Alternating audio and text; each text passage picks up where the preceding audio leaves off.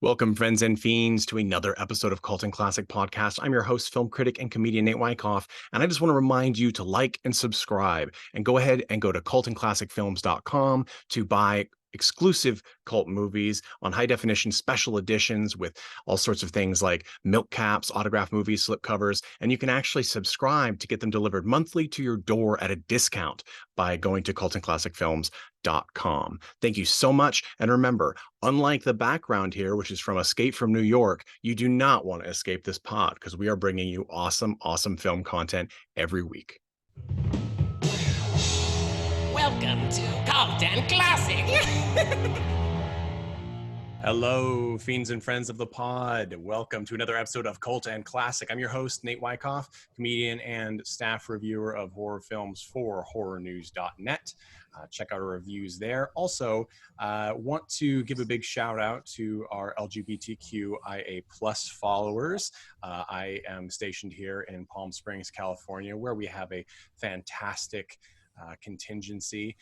And I have to say, this is going to air on the last day of Pride Month, and due to COVID and the protests in support of Black Lives Matter and Indigenous people of color, which we support here at cultandclassicpodcast.com. I got to say, it's been kind of a sad Pride Month. There hasn't been a lot going on, understandably. So we wanted to do a little something. So we're dedicating this episode to Pride Month, and we're doing two films that have some relation to gay issues. Now, as a word of warning, they're both from the 80s, and they both have questionable language associated with gay people.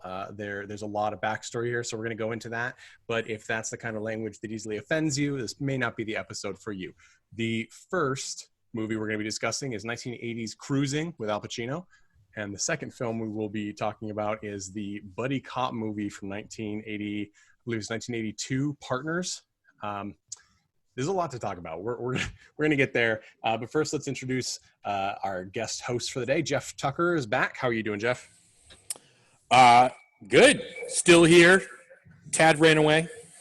Tad has left us for the time being, but that's okay because we have fantastic Mandy Longley here, who, full disclosure, is Jeff's sister and movie buff. How are you doing, Mandy? I'm good. I'd like to point out that I, am Jeff's older sister, but I am not. I am also his little sister because he's a man. Jeff's a ginormous human being, yes. He's a ginormous human, yes. So we usually tell when we introduce each other, I'm like, he's my younger brother, but he's not my little brother. And I love him very, very much. And I'm so excited to be here to do this. Aww. Well, too, sis. I'm sorry to disappoint you. I thought you said you'd listen to the podcast. No, I'm just kidding. Yeah. All right. See, this is the family takeover. Next week, Nate's going to be replaced by my mom. Right. I'll have to make a counterattack. They'll be my two cats. They're very vocal. They have very strong opinions. Well, okay. So this first movie we're talking about, Cruising. Like I said, it's got a star cast. Al Pacino, 1980. It's filming in 1979. The director is William Friedkin, a phenomenal director. If you're not familiar, he did The Exorcist, and then he followed it up with The French Connection, and then he followed it up with a couple of more films, Sorcerer, as well as some others right afterward. He's a fantastic filmmaker. This film is sort of the black sheep of his bunch, and there's a lot of reasons for that. He wrote the script from based off a novel by Gerald Walker, and there's some other things that it's based on too. We'll get into that. But the general story is this. The story is there's a murderer killing gay people in this S&M district in New York City, and Al Pacino's character, a sort of young beat cop, is offered a chance at becoming detective quickly if he goes undercover as a gay man to suss out this serial killer. And there's a lot of stuff that happens. There's a lot of dead bodies, and he seems to have trouble struggling between this world that he lives in at night and his fear of homosexuality. I would say is fair to describe it as that. And then at the end of the film, there's another murder that you're not sure exactly, although I think we can probably determine definitively who caused it. So first, Jeff, what was your take going into this movie and then walking out of this movie? Well, I mean, just on a theme that we've been going here, by far the most competent filmmaker. Just the technical elements, the acting, the directing was very good. The story, I think, is where it was weak. There is a issue, kind of throughout the film, where it doesn't really follow like a kind of a normal kind of narrative. There's really not much of a mystery here. There's not, because we basically see the killer on the first scene, and we don't really have a lot of like tension mechanics, similar to other films that we've had on this show. I will say, just to interject real quick, although we do see the killer, every single person in this film looks alike. That's it wasn't just me? No, it's pretty much. No. I think it's intentional, but it's basically every single person looks like Al Pacino at this age in this. And by the way, if you same curly hair, exactly. If you look at the posters, Al Pacino does not look like that. Al Pacino in the posters looks more like what we think of as Al Pacino than he actually does in the film. He's very young looking in the film. And so I did not recognize him. Full disclosure, I did not recognize Al Pacino when he came on screen. Sure. Yeah. Well, it's because we've seen 3 Al Pacinos on screen before we actually see the real Al Pacino. He looks so much like them. That does play into the plot a little bit because he's chosen because he looks like the victims. So they're like, this guy clearly, this murderer clearly has a type. And I think it's fair to say that you're right. There's not a lot of, the murders themselves do not have a lot of tension. We know when the murder is there. He wears a sort of, Gestapo-esque police hat and mirrored sunglasses and leather jacket. And when we see that, we know, okay, it's the murder. As soon as he picks someone up, eventually it's going to lead to a murder. I would say that there's tension though. And I definitely think for me anyway, it comes from Al Pacino's character when he's in the S&M clubs. Like it's very sort of psychotropic. Like it's a little oppressive. Everything is very dark. It's very blue. It's the entire film is pretty grungy, right? Like this looks like a dirty part of New York. And there's been some criticism of that, saying that, this is not a kind representation of the gay scene. I will say that it definitely is. It says it's the S&M scene, and it is the S&M scene. This is not a soft crowd that they're in. But I guess my thing, when I looked at a lot of the criticism, and there's a fantastic article in the Village Voice from 2018, if you're interested in this film, and I highly check it out, by Jason Bailey, called "Making Sense of Cruising," and it kind of details a lot of the struggles this film had. And one of the things is that this was, and of course I'm a heterosexual white middle-aged male who has, while I am in a gay community, I am not gay myself, so I cannot speak to the experience, but it does seem to me as though this film reflects the fear that came and the sort of having to hide that came with this area and this lifestyle and being gay in the 80s, right before the peak of the AIDS crisis. And no one is nice to them. The police are absolutely not nice. At the time, these S&M clubs were owned and managed by the mob. So there's a very, it's got a very threatening, sketchy, dangerous feel. And then you add to the fact that everybody is clad in leather, and they have fantastic Foley work in this film. I assume it was intentional that every time Pacino moves when he's undercover, he has his leather jacket and his chains and all this crap, and it all jingles and squeaks every time. Like it's just this constant cacophony of leather and metal in this film. And so I did feel that as a tension, but it was odd because I think the assumption would be that it is a murder mystery when really it's sort of this weird psychological drama, right? I can see that. I wish that they spent more time on that, like delving into Al Pacino's character and his like his struggle with learning about this new aspect of the culture that he hadn't experienced before, and like what that really brought out in himself, or like questioning your own identity, what you identify with these people, that they are human, and yet like live different lives, or maybe there's something about their life that you actually find you like, and like maybe that scares you a little bit, like, and they didn't really explore that very much.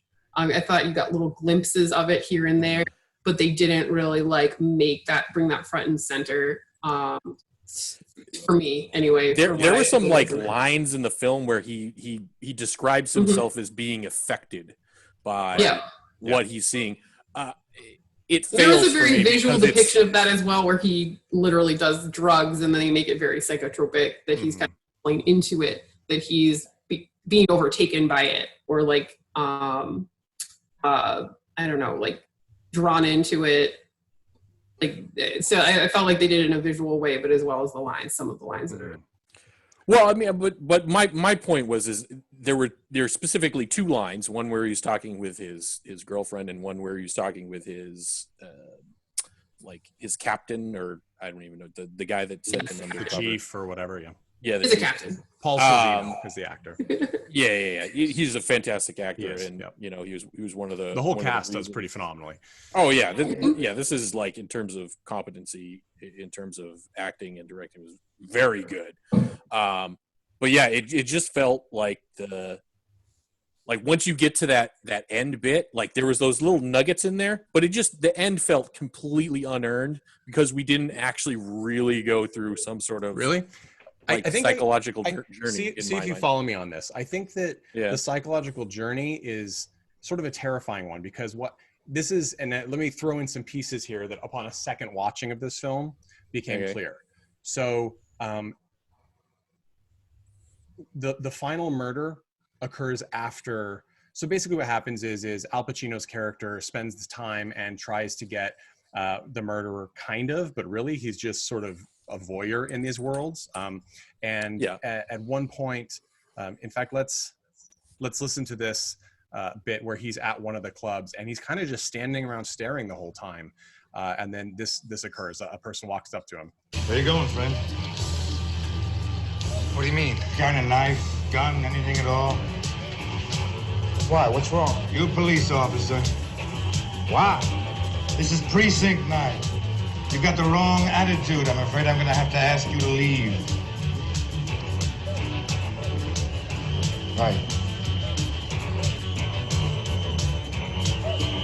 And that's the scene where a large bear of a man with his leather halter walks up and basically bounces him from the club, because he's like, you clearly don't belong. Literally like everybody is cosplaying police officers. Right. It's literally, it's called Precinct 9. Walks in, and he's just like, I don't even know what to do with it. He's so obviously the police officer in a group of men who are kissing, tweaking each other's nipples. This scene too has, one thing I'll say is, this movie, it consistently blows me away with how neutered our filmmaking in mainstream theater is right now. For example, there is a scene, we don't see penetration in this film, but there is a scene of pre-fisting in this movie. In that club, there's a person tied up on a rack and a guy who's slathering his arm in a lot of lotion, and it's clearly going to be penetration, and there's oral sex, stimulated, things like that. So this is one of, and there's lots of male nudity. I don't think there's any frontal nudity in this film, although it certainly could sneak in, but it doesn't necessarily, it's not needed, right? There's tons of bums and harnesses, and something about, this is talked about a lot in gender theory and things, but the application of articles of clothing or accoutrements when you're still naked is somehow even more sexualized, right? If you're wearing a belt but you're nude, it's somehow more risque than if you were just naked. And this film really plays with that. But getting to the point, so there's a lot of information, and Mandy, I like that you said this, that you wish they'd explored his character more. I think the intent might have actually been to completely leave out, like lie through omission, entire chunks of this film, that by watching it very carefully, we start to get the pieces, because he eventually does find the killer, right? But instead of calling calling the chief, he basically breaks into his room. The guy knows he's there, or has been there. And then he just stalks him until the guy sees him and he waves him outside and then pretends as though they're going to have gay sex and then stabs him before he gets stabbed. So he kills the murderer through stabbing, which is a penetrative act, right? He didn't kill him, did he? I thought that he was. Oh, right. He didn't just kill him. He stabbed him and he goes to the hospital. Yeah, he goes to the hospital. And I don't know. I really liked the fight scene, which was like almost non-existent. Right. Well, it was sort of weirdly realistic, right? There's no slashing back and forth. Exactly. Like a guy pulls out a knife and he's already ready. Like, that's exactly what would happen in a knife fight. Yeah. Someone gets stabbed and they go down, and that's the end of it. Like, I agree. I liked that it was so real in that sense. There's this really crazy thing that happens in this movie, which is after, because we're sure he's the murderer, right? He has the knife. He's going to stab him. And then in the bed at the hospital, the chief is, Paul Sorvino's character's there, Al Pacino's there, and the murderer there. And he says, like, we've got enough to send, basically, we're going to send you away for your life or whatever, or give you the chair or whatever it is. And and he's like, you'll indict me, but it's never going to happen or something like that. Or indictment's all you're going to get. And we don't really... that's irrelevant to us, right? The real thing is that this is the celebratory moment, right? Like, you did your job, good job, you're a detective. And then he goes home to his girlfriend, played by Karen Allen from several Indiana Jones movies. And she's a fantastic actress. And she does a good job, even though she's really just on the very fringe edge of this film. Sort of being Al Pacino's tied to heterosexuality. Every time he goes to a club, he goes home and has like passionate sex with her, even though there's no real necessarily love shown. It's a very animalistic sexual encounter.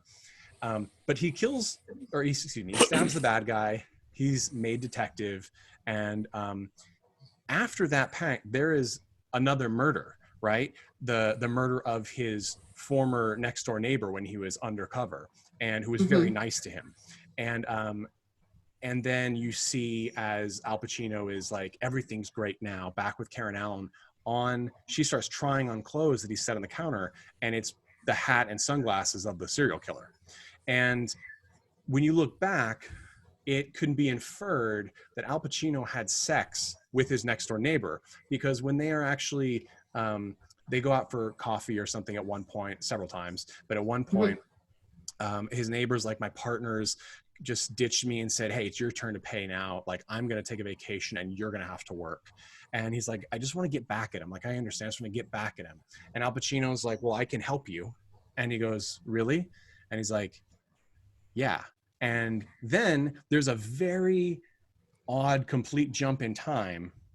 And later on, you meet the partner of his next door neighbor, and Al Pacino has this like super aggressive, overly masculine, like exaggerated heterosexual rage response to the neighbor's partner, at which point he's threatened with a knife and leaves. And it's almost like, and I'm fairly sure this is the intent, is that Al Pacino, as we know, those affectedness he's been having from being in this environment, he's having heterosexual feelings. He has sex with this man, and then once it's resolved, he has literally fucked or stabbed away the killer, right? And now he has that to end the last vestige of his homosexuality. And now he's like, I'm fine, everything's great. I have literally killed the person that made me question my sexuality, and now I'm a perfect person. Like, I am heterosexual and I have no problems with my identity. And because when she walks in and finds him in her apartment, he's literally washing off in the sink. So it's like it's scary, right? Because he's the protagonist of this film, and he's not presumably a good person. In fact, he's potentially a savage murderer. Yeah. And very obviously anti-gay at that point, even though he's clearly somewhat homosexual on some level. So that became more apparent to me when I watched it the second time, because it filled in spaces that just seemed like, I'm like, why am I seeing this? Like, why is this scene here? It's not that it's bad, I just don't understand it. And they have a tendency, and William Friedkin, I think he does this intentionally, and it's almost, I think, why this is one of his less successful films for some people, aside from all the concern over presentation of the gay culture and S&M culture in the 80s, is he leans a little bit too far back from the showing and explaining aspect of things, and is like, well, you figure it out. And some people are going to figure it out, and sometimes he just doesn't give us quite enough information. Like it took me several times watching the scene where he thinks they may have the killer, and so he which is another very homosexual scene where the guy takes him up to his room, and the police are outside waiting for a sting, and they can't get the signal anymore, so they can't hear what's happening, and they burst in, and Al Pacino is tied with his arms behind the back, naked on the bed, and he's like, you came in too soon, right? Like, you came in too soon. Oh, they came too soon. That's the thing, right? Like, he's presumably like, well, he didn't take out a knife or anything, so who's gonna know? But also, you're like, yeah, but you're tied up on the bed. Like, so that was based on the actual source material from like the two police officers who provided like background help on writing. William Friedkin, yeah, is one of the guys who had gone undercover, like was in a situation like this, and they were monitoring him from a wire, and he was starting to get down with some guy, or like starting to get undressed, and the wire was disrupted when he took his shirt off, and then they couldn't hear him, and then so they burst in and they like blew his cover. And I actually loved that tidbit. So that was like directly taken happened, from, right? Yeah.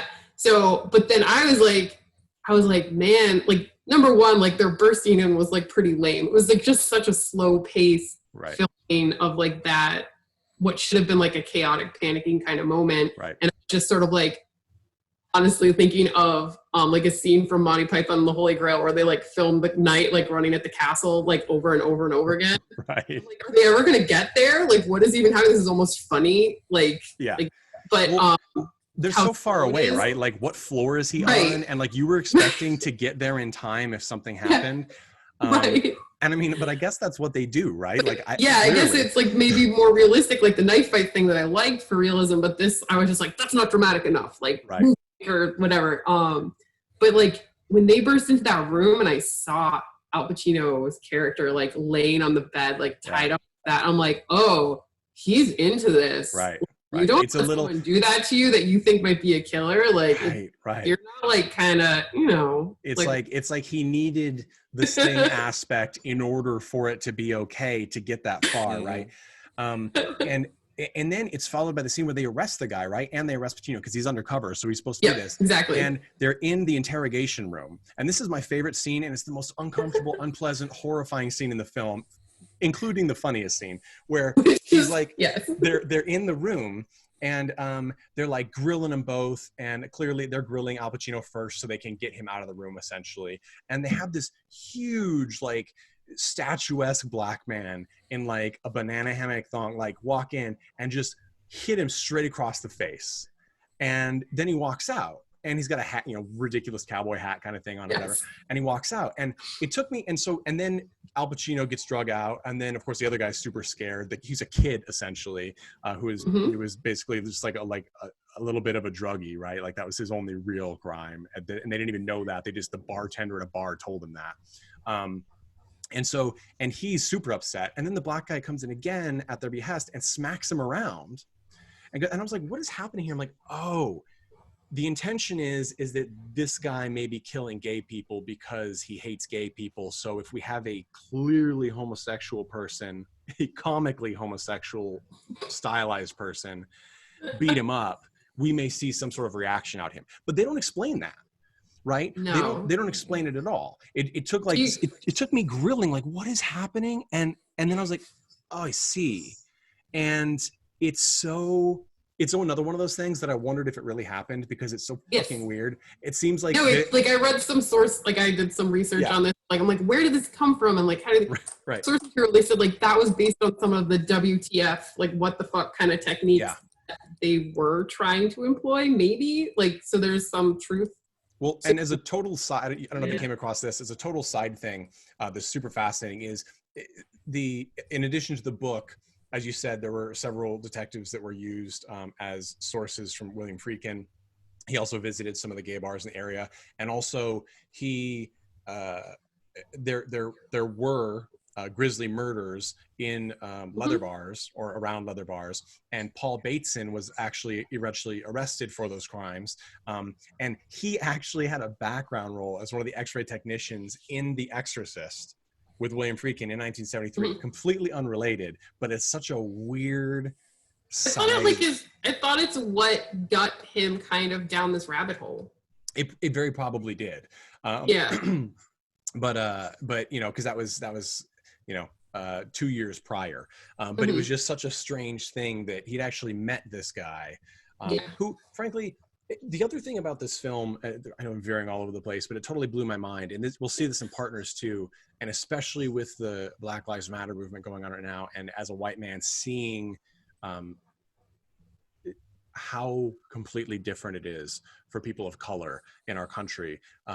The police are not nice or helpful in this movie, in either of these movies. They're really not. In fact, both of these movies have a similar premise in that the police are only getting involved because there's high profile pressure. Like, these people living in this subculture are not important to us. And we're only going to do it if we're made to look like fools. And but not only that, but they're also like abusing people. Sure. And that was shown in Cruising in one of the opening scenes. Yeah, the opening scene, right?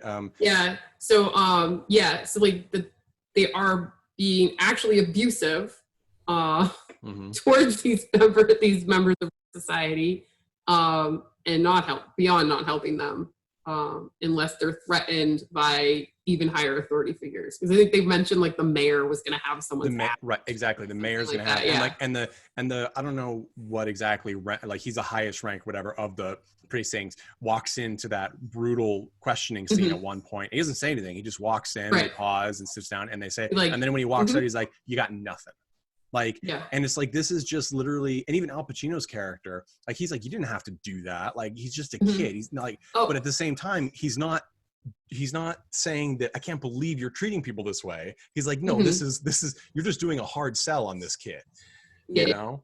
This is wrong. So back to the Black Cowboy, because it's fascinating. My favorite kind of what the fuck moment. Also, he was gorgeous. Beautiful man. Was nice. And obviously, like, we had talked about how everyone else looks very much the same. Like, to have a different face on screen was really wonderful. I kind of read that as like a movie maker's tool. I don't know what to call, like, of like homosexuality, like literally slapping Al Pacino across the face. And very much so. Like, I think you're probably he like right. He slapped the gay right into him to make her not into him, but like woke him up to it, like, of the stuff that was happening around, like, as a metaphor. Well, and he's so upset about it, right? Like, that's actually the only time too, until Pacino's character loses his cool and attacks his neighbor's partner. Until that moment, the only time we see him even break his like facade, his hard facade at all, is when he's in the basically the green room with the black. He's either an officer, I assume he's just someone they brought in, but he's sitting at a table with his hat on the table, reading a magazine. And it's like, you didn't have to hit me so hard. You really laid into me. And then he takes his hat and he throws it out the window and walks away. That was my favorite scene, because it was such a little moment and the guy doesn't even react. It was so real, but at the same time, it showed you his character, his internal workings. And like you said before, it was so difficult to discern. Like, you could feel something bubbling up, but you didn't see it ever. They left so much out that it was like piecing together. Like, it was almost like we saw what he allowed himself to acknowledge, right? As opposed to what actually happened. So I thought I found it fascinating. And I found it fascinating that with such strong subtext, even though the film has a lot of other problems that I want to talk about, this is essentially kind of a lost film, right? It's out there. Yes, you can buy it. But it is not touted like any other Friedkin work of this era, where it doesn't have the special edition, right? Like, it's sort of like the dirty secret of the lives of both of these. And Al Pacino did an interview where he talked about this a little bit. And they asked him, because there was a lot of backlash in the gay community at the time where they were filming this, when they were filming this in 1980 and 1979, excuse me. and he said it made me, basically he said it made him, he never thought about the real life surroundings and effect of the character. He's like, as an actor, I was just interested in the character. He's like, but after that, now I pay a little attention to it. He's like, I'm a little bit aware of it because I feel like it's important to be a little bit aware of it. Otherwise, the implication being that you can hurt people, or you can cause something as an actor that is not beneficial to people, which is not worth it, right? So I thought that was fascinating. And Friedkin has just had a hard time talking about this movie. He talks about this movie and he doesn't seem to be able to communicate what he was trying to do. And I think he's a good filmmaker. There's no way he didn't know exactly what he was trying to do and everything, whether or not he was able to accomplish it. So I think the pressure of this being expected to be, even before it was released, as sort of homophobic somehow, or at least a poor representation of homosexuals in New York at the time. I think that really sort of stopped him from communicating about it, which is a shame. And I would hope that at least now, maybe we'd be able to look back and see what the intent was. Because now, having watched the film, I don't feel like it was intentionally mean to gay people. I feel like it's showing, hey, this is a world that's really mean to gay people. Well, my take on that. So if you're back in the 1980s and you're not getting any representation in the media, and the first time you're getting represented is a bunch of gay men being murdered and a cop essentially being a voyeur in a very small subset of your not even something that most gay people would probably identify as, correct. Right? Yeah. So it makes a lot of sense that they'd be like, well, this isn't the story that we want told, right? Like this isn't our story. Like this is really using the shock factor of this world, using the shock factor of people being grisly murdered as a tool, rather than telling like a real story of people and their actual struggles. Not to mention that they did not really go into the multifaceted nature of a human who has the interest that goes to those clubs. Right. They're not walking around like 24/7 like that. Right. It's not about S&M, right? It's literally about this cop and his confusion of his sexuality in this role. And one thing Friedkin did say at that is that he didn't even think about that. He's like, I thought it would be basically a cool backdrop to a murder mystery, which is a really bad, as we know now, obviously, but it's a really bad reason to choose to essentially, even without meaning to, if that was the case, to exploit a minority's culture or a subculture of a minority for that purpose is very weak. Like we mentioned before when we were talking about Ernie Reyes Jr., how he played some sort of Aboriginal in The Rundown with The Rock, and you're like, okay, like that whole movie, virtually every quote unquote jungle film, and I love the genre, is exploitative in that way. It is taking something and saying, here's an action adventure movie in the middle of this thing that is mysterious to us. And because it's mysterious to us, it is, we can gawk at it, and we can heighten the highs and, deepen the lows to be the most bizarre and shocking possible. And I think that that's, the understandable criticism that you brought up, Jeff, that a lot of gay people had at the fear of this movie, right? Like, even because a lot of the people who were in the area with his film Picnic, were, I would think, describe themselves as being patrons of these places that he modeled these clubs after, right? But even they were not happy with it. And I think it's because of that fear of the one-dimensional portrayal. This, and there is a bit of that, right? I think that it is softened by the fact that the people that are victims in this, either the guy that's arrested or the actual people that are murdered, they're concerned, right? Like they're actually afraid of these hookups. And for anybody that doesn't know, who's listening to this, cruising is, while in the 50s and stuff, it was the idea, oh, you're cruising for chicks or whatever. It was heavily used in the gay communities, and I don't know if it still is or not, but for the bathhouse and the bathroom meetings and things like that, when it was illegal in places, and that's how you had sex or met people who were gay. It was so clandestine, and that term ended up being used later, and that's where the film gets its title. I really like the double meaning of the film title. Like both these films have double meaning titles, and I like that you Right. picked them, it worked out.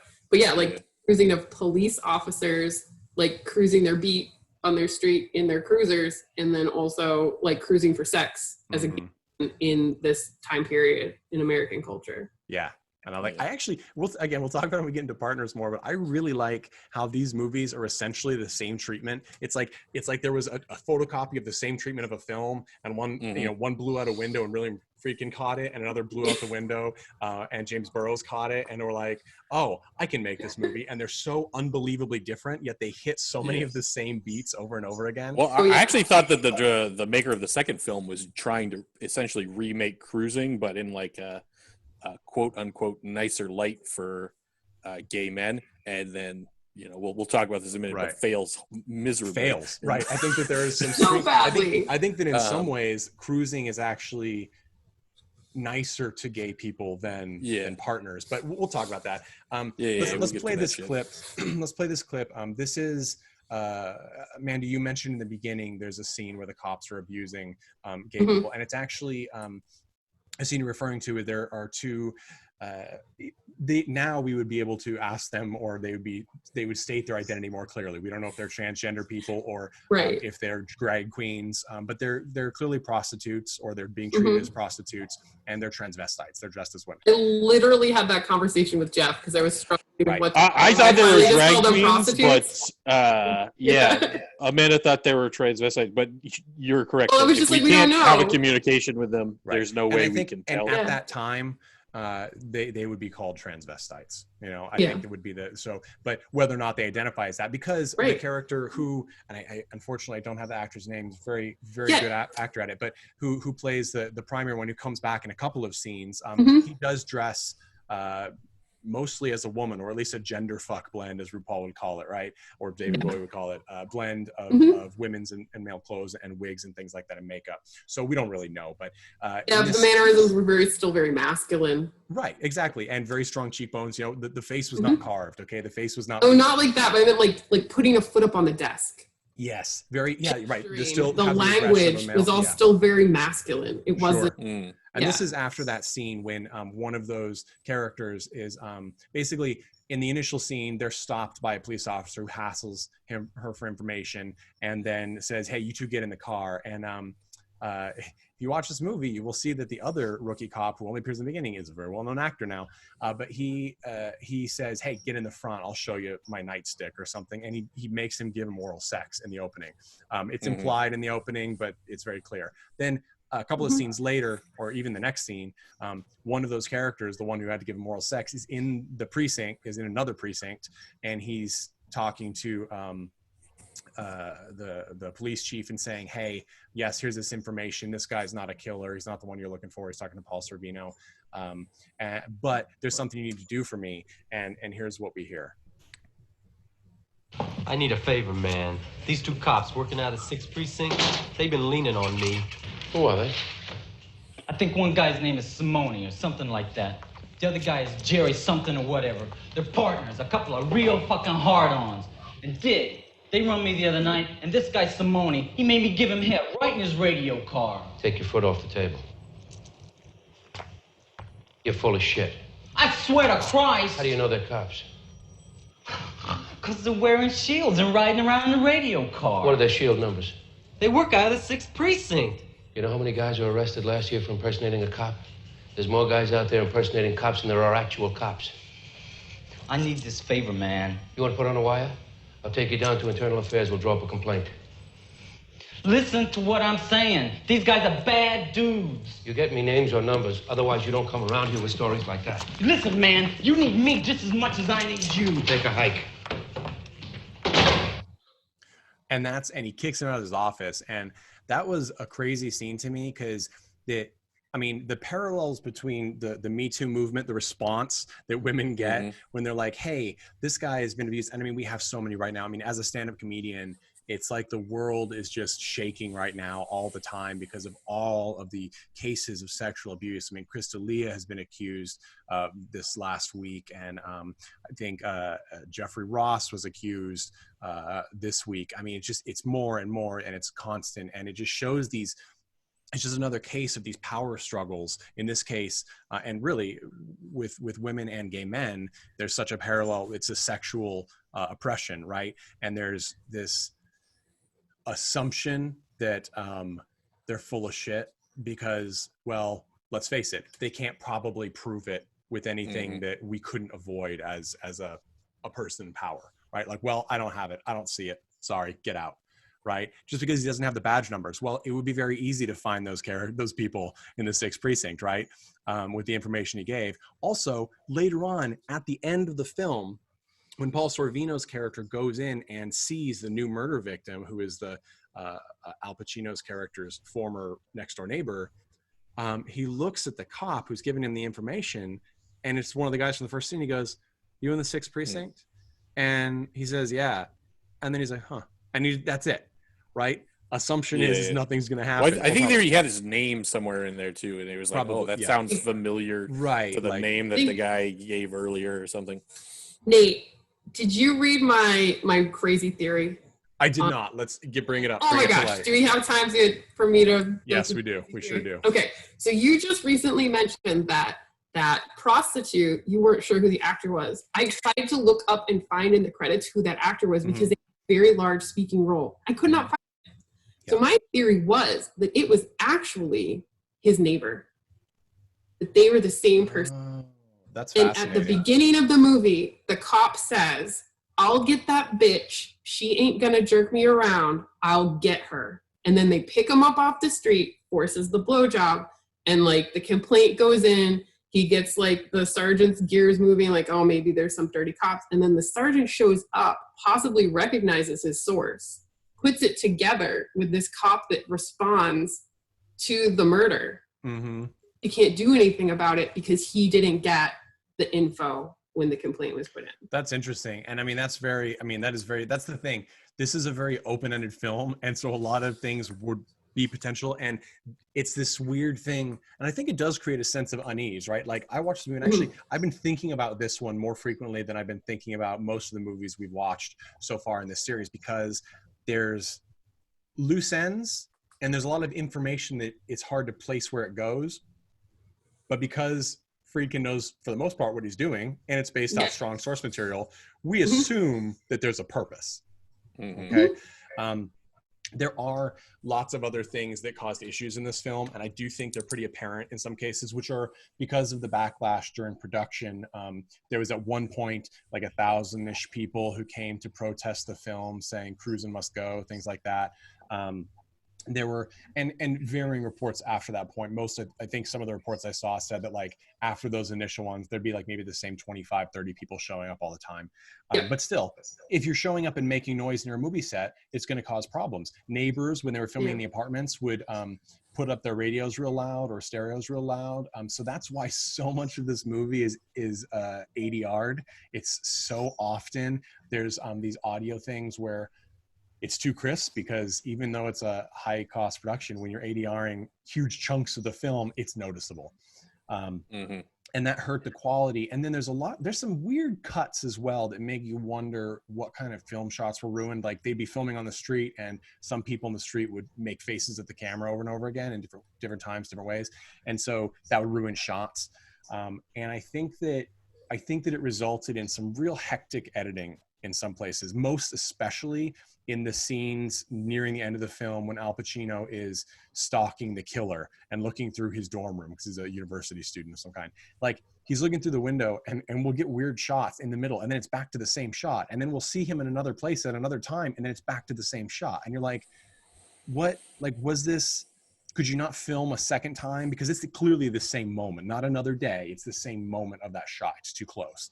Were they not able to film it? Did they have to ditch so much of the dailies they thought were fine, or the material they thought was fine later because they realized that there were these problems? It's like that famous thing in Michael J. Fox's movie Teen Wolf, you know, where in the audience one point a guy drops his pants and shows his penis and they left it in the film because they didn't catch it. You know, like, were there things like that going on? And I think there were. And I think that it led to some of the shoddy work on the editing floor that I'm not familiar with seeing in other William Friedkin projects. And another thing I thought was interesting is one journalist who was covering the the film, pre-production, post-production, said that there was roughly as many people who were picketing the film. There were like 1,600 members of the gay community there who were involved in it. Some of them were giving information to other people, say, hey, come here to picket, but probably not most, right? And of that, this is right before the AIDS epidemic peak. Like, they're like, we lost a huge number of the people in this movie they're gone. They died well before their time.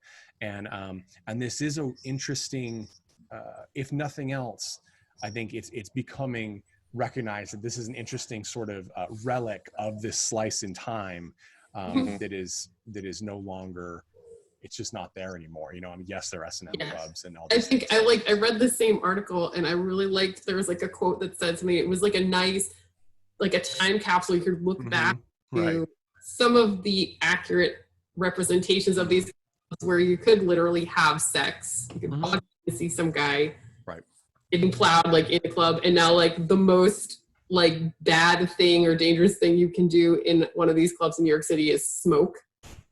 They just like, it's not the same. And it's not happening like it was in the early 80s. Like, there are clubs here. I mean, my wife and I are opposed. There are clubs here where people are having sex in the bathroom, whatever. But it is not the same, right? Yeah. Like, it really I mean, remember, these were run by the mafia. This wasn't like, you know, this wasn't. I'm not saying that people aren't having sex in clubs now. I'm saying like that's what was in the article, and I thought that was of a cute way of summing it up. It's true, right? Yeah, like it's definitely, and I think that, and also just as, because we always touch on this, the music in this movie is fantastic. There are so many like 80s punk tracks.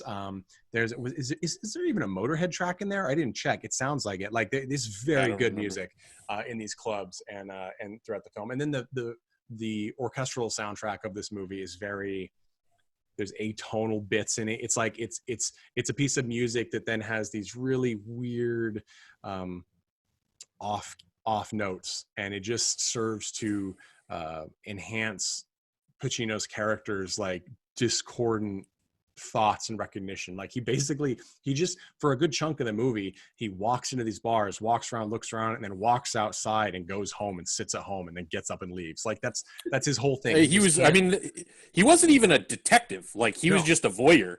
And like, he actually doesn't do any of the detective work. He does the bit that doesn't help, right? He does the bit that gets the guy that he potentially wants to have sex with arrested. That's the part. Who's not the guy. Yeah. But like he's a voyeur, and he does see the person that is eventually, you know, the killer. And by being given the roster, yearbook or roster or whatever it was, he's able to then match somebody that he saw in one of the clubs with that image. But yeah, he was basically just there to like kind of view what was going on. And that kind of a little bit goes back to my thing of it not being earned. And I know we disagree on this, but I felt like, and this is a Colton classic Jeff thing. I'm going to go rewrite this thing a little bit. It needed a little bit of backstory into this character, I think. He needed to be like, have this like murderous element inside of him before he entered this world, because otherwise it just seems like he went and saw a lot of kind of S&M like culture stuff, and it just now he's into murder. It really makes the only thing that makes sense is he had this part of him inside of him already, and this just kind of like awoke it in him or something. Like, he was already gay, but like he was fighting it. He was already violent, but he, you know, had never, you know, brought it to fruition. There needed to be a little bit more character element to that, because it just seems like he flipped a switch to me. Like, it was like he was viewed as this character, and then all of a sudden a flip switch that we didn't see, and he now was like the predator. It was like he was a voyeur and then a predator. You know what I mean? And that was the part that I think I disagree, and here's why. I think that if you did that, it would make him the outlier, when I think the point of the film is probably closer to he's not. He's a representation of that dangerous machismo element in the heterosexual world, where because if he was violent already, well, it's sort of that thing that's the assumption that I think we're all coming to that is maybe not correct, is, well, all rapists are clearly messed up predators. Well, frankly, we know rapists. Like, statistically, we all know rapists, and that's terrifying. And what it kind of tells us is more likely they're not psychopaths. They're opportunists who are capable of terrible things. And when you get this character who, because you're right, we don't know anything about him at all. In fact, the police department doesn't even really know anything about him, right? He's kind of except a rookie. What he looks like. Right. He just looks like this guy, and he shouldn't be a detective, as you noted, which is indicator that, well, he's skipping a whole bunch of steps to become detective if he gets to the end of this case. And the idea that this rage, and I agree with you that it's probably not effectively shown 100%, because otherwise it would have been a much more effective movie. I don't know if it would have been revered, because I think the topic is too problematic. It still would have come across like the social and cultural elements that would have opposed it still. Right. And I mean, but you've got that thing, because I mean, because I was surprised when he loses his shit at the neighbor's partner. Like, that scene is very scary. Like, and it's that first time we really see that there's something underneath that mask, and it's scary. And I think it's just, if there was a problem with him from the onset, then I think it would undermine that idea that, hey, because everyone is like, all of this quote unquote straight people or we assume are straight, are really nasty to these people. The police are nasty to them. And there's even a scene when he's walking and Al Pacino's walking, and a group of kids walks by him under an overpass, and they make a comment, like a homophobic comment to him, and he like turns around like, what? Like, and it's sort of funny, because I think he doesn't flip out at that point, but it's that moment of like, what? Like, I'm not, how am I even different? Well, it's just because he's wearing a studded bracelet and a leather jacket and chains, and he's near the S&M district. So, or the shipping district. So it's like, I think he was also in like the area of, Central Park that was known for cruising. Exactly. The hookups in the park. He was like in like the hookup part of the park. Like, dressed. Assumptions were made. Yeah, exactly. And so I think it's funny though, because there's the assumptions that he wanted people to be making. He was exactly. He still can't handle it, and it's like it's touching that raw nerve that's like too much. And when he tells Paul Sorvino's character, like, I can't do this, I don't think I can do this, and he's like, you have to, you're my guy. And then he gives him the clue that is like, basically like, it's probably definitely one of these people, find out who it is. And you're like, okay, well, that wasn't very hard, was it? There's also this weird thing that was just mention it, that the killer is psychotic somehow. He's I mean, obviously he's killing people, actually schizophrenic. But he's schizophrenic, right? His dad is dead, and he writes letters to his dad Can about I how he's just going to say, make like, how trite it felt that this was like an S&M boy with daddy issues. I agree. I thought that was the weakest element. And I mean, because clearly there could have been a better parallel made between the two of them, because obviously it's supposed to be there because he steals his clothes and potentially murders someone in them.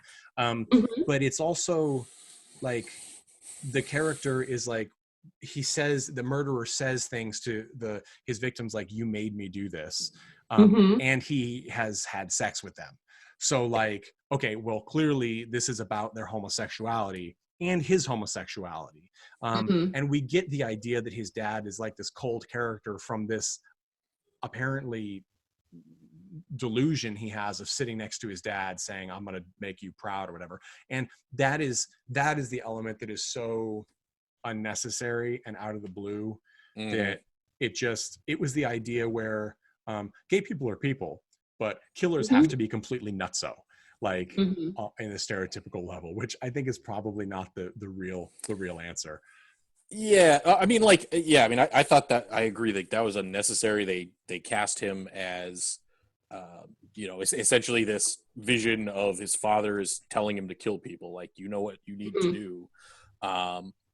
And yeah, I mean, you could have left that out. I just think that, with the not knowing of who the Al Pacino's character is, it just leaves too much space to be like, oh, well, he was a normal guy beforehand, and then, something, and maybe you're right. This is a portrayal of him, he finally is forced to come to face with his sexuality, and it's some sort of mental breaking point for him, and he snaps. It doesn't even have to be that he's gay, right? It potentially is that he's finding that he's getting aroused by being around gay people and he hates who are being sexual, right? Yeah. And so, which is sort of like that concept of a spectrum, right? Like everything, it's like, you can do. So, I mean, there's potentially that. And I think that the idea is not so much that I do think that this is probably the intent was, with leaving it so open, is that everyone potentially who has these outdated or outmoded heterosexual norms is capable of something like this, because essentially, right, it's fear that leads to hate leads to violence and oppression. So it's the culture of like this uber masculinity, and like any sort of weakness in it is like an aberration that you need to destroy or whatever. And he's doing that. I mean, I get that. I just I don't know. I guess maybe I'll have to watch it again or something to like actually find that in the film. I think for me the key turning point was realizing that he probably had sex with his neighbor, because to me that was it. Then looped it all to the end where, hey, he's caught the killer. He's and now the only last vestige is the person that he's had sex with, and then he can leave this identity behind him. And I do like the idea of thinking we're only seeing what he's letting himself be aware of, because otherwise he couldn't handle it anymore, right? Like if he knew he did these things, he can't go back to his girlfriend who knows how she'll react, because he knows how he's seeing people react, right? Like he's seeing these other cops react this way, and this killer who he is got this weird seduction with in the end, which is just this. I loved that scene, as you said, man, and not just because the knife fight was realistic, but because it is such a crazy, weird, ballsy thing that, hey, let's get as vulnerable as possible. Like, aren't you gonna take your pants? Like he tells the killer, aren't you gonna take your pants off? Like, it's so weirdly vulnerable to do this that there are so many conflicting emotions and issues around that I'm as confused as the killer is, right?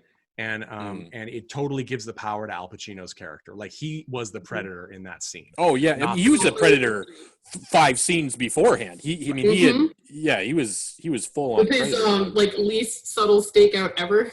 Yeah, I mean, that was like it started out as like a bad stakeout, and then it became stalking. Yeah, because at first I'm like, it became an invitation. Exactly. Yeah, it's his progression, and it's sort of like just waiting for him to realize it, right? Like, because I was like, really? He didn't. I'm like, okay, I could kind of see that it would be hard to put, because he sneaks in his room, right, and finds the letters he's written to his dead dad that say all this crazy stuff, and you can understand like. Okay, I can understand when he crawled back out, getting the fan in the window would be hard, perfect. So when the guy notices that, I get it.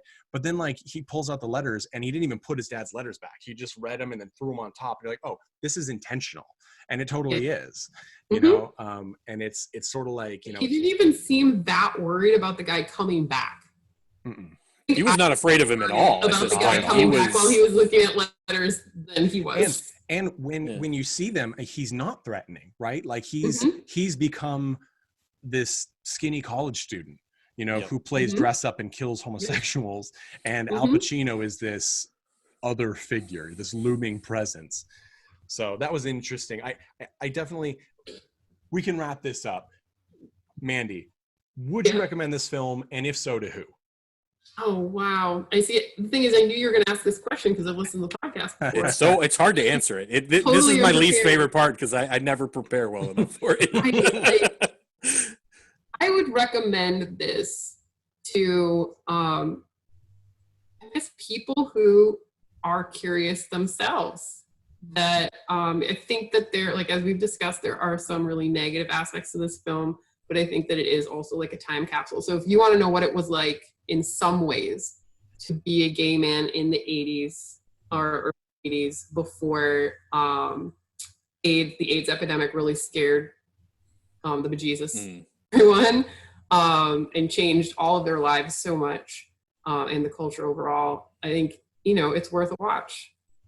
and also for all the other cinematic issues and interesting aspects that we've talked about. Plus, there's a glorious black gay cowboy in the middle slapping Yes, there people. is.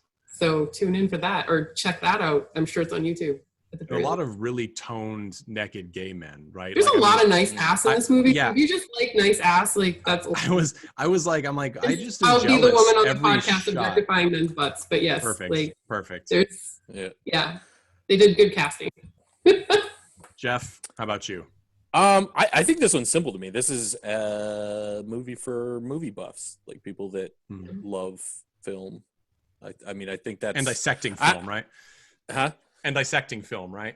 Yeah. I think that's the type of person that's going to like this movie. I don't think it is an interesting backdrop and like a historical, or like time capsule, as the person that wrote that article said.